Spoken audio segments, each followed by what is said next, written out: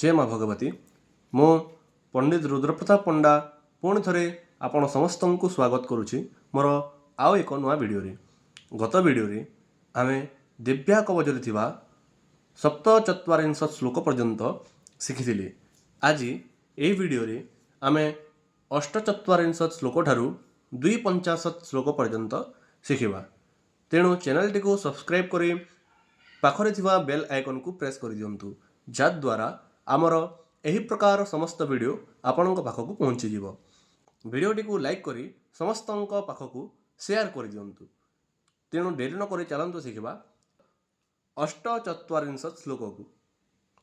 ओम नश्यन्ते व्याधयः सर्वे नश्यन्ते व्याधयः सर्वे लोता विश्वोटकादयः लोता विश्वोटकादयः स्थावरं जङ्गमं चैव स्थावरं जङ्गमं चैव क्रोत्रेमं चापि जद्विषां क्रोत्रेमं चापि जद्विषां नश्यन्ते व्याधयः सर्वे लोता विश्वोटकादयः स्थावरं जङ्गमं चैव क्रोत्रेमं चापि जद्विषाम्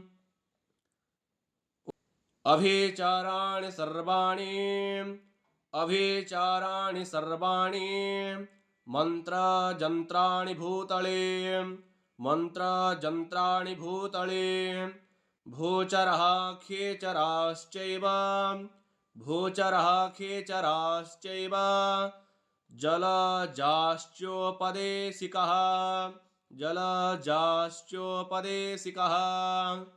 अभिचाराणि सर्वाणि मन्त्रजन्त्राणि भूतले भूचरः खेचराश्चैव जलजाश्चोपदेशिकः। 50 श्लोक है। सहजा कोलजामाला सहजा कोलजामाला डाकिनी साकिनी तथा डाकिनी साकिनी तथा अंतरिक्षचरा घोरा अंतरिक्षचरा घोरा डाकिन्यश्च महाबलाः डाकिन्यश्च महाबलाः सहजा कोलजामाला डाकिनी साकिनी तथा अंतरिक्षचरा घोरा डाकिन्यश्च महाबलः। 51 श्लोक है। ग्रहभूतपिशाचाश्च ग्रहभूतपिशाचाश्च यक्षगन्धर्वराक्षसः यक्षगन्धर्वराक्षसः ब्रह्मराक्षसबेतालः ब्रह्मराक्षसबेतालः कुष्माण्डाभैरवादयः कुष्माण्डाभैरवादयः ग्रहभूतपिशाचाश्च यक्षगन्धर्वराक्षसः ब्रह्मराक्षसबेतालः कुष्माण्डाभैरवादयः। 52 श्लोक है।